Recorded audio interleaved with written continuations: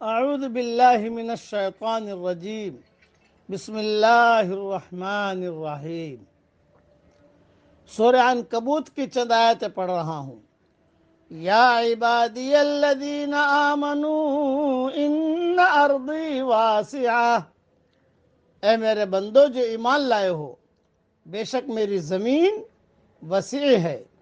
فَإِيَّايَ فَاعْبُدُونِ، تو تم میری ہی عبادت کرو۔ کل نفس ذائقۃ الموت، ہر جان کو موت کا مزہ چکھنا ہے۔ ثم الینا ترجعون، پھر تم ہماری طرف لوٹائے جاؤ گے۔ والذین آمنوا وعملوا الصالحات لنبوئنهم من الجنة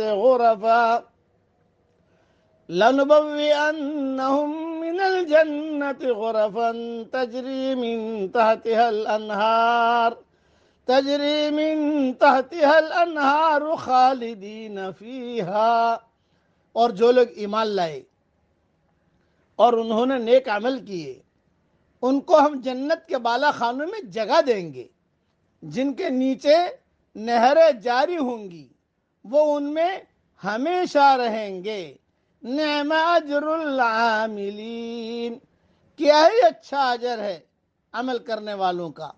الذین صبروا علی ربہم یتوکلون، جنہوں نے صبر کیا اور جو اپنے رب پر بھروسہ رکھتے ہیں۔ وَكَأَيٍّ مِّن دَابَّةٍ لَّا تَحْمِلُ رِزْقَهَا، اور کتنے جانور ہیں جو اپنا رزق اٹھائے نہیں پھرتے۔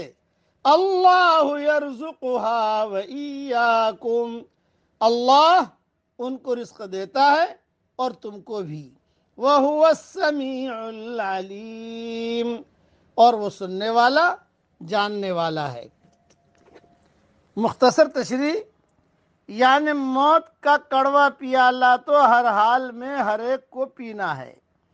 ہجرت کرو گے تب بھی اور نہ کرو گے تب بھی، اچھے عمل کرو گے تب بھی، برے عمل کرو گے تب بھی، جوان رہو گے تب بھی، بڑھاپے میں پہنچو گے تب بھی، موت تو جو ہے وہ آنی ہی آنی ہے اور یقینی چیز ہے۔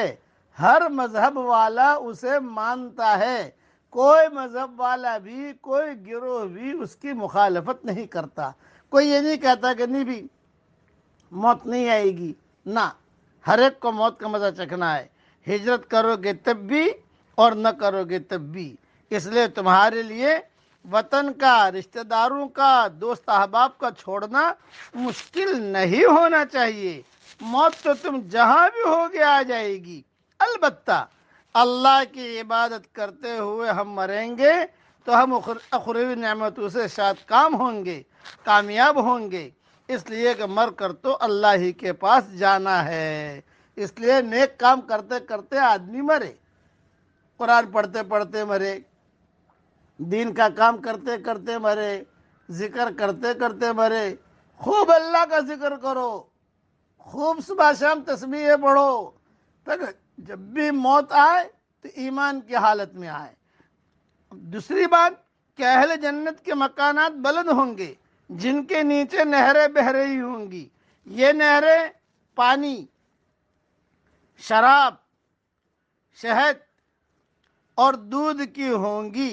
علاوہ ازیں انہیں جس طرف پھیرنا چاہیں گے ان کا رخ اسی طرف ہو جائے گا۔